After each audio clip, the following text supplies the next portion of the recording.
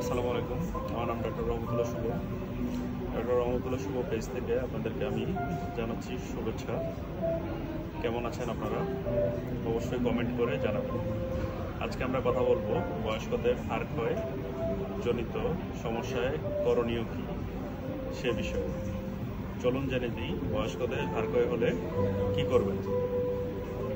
বয়স্কদের হাড় ক্ষয় বা অস্টিওপোরোসিস হলে চিকিৎসকের সাথে দ্রুত পরামর্শ নিন, যেমন অর্থোপেডিশিয়ান, রিহ্যাবিলিটেশন মেডিসিন অথবা ফিজিওথেরাপিস্ট ওনাদের সহযোগিতা নিতে পারেন।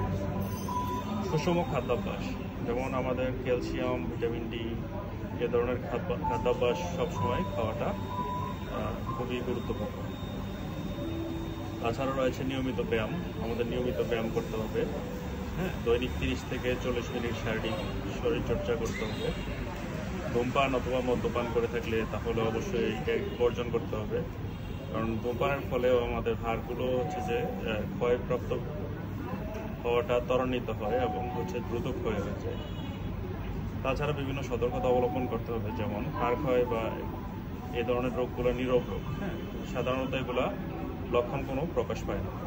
সেক্ষেত্রে আপনাদের যেমন হাড়ে ব্যথা অথবা ছোট ছোট আঘাতে হাড় ভেঙে যাওয়া, এগুলো একটা প্রধান কারণ হয়ে থাকে।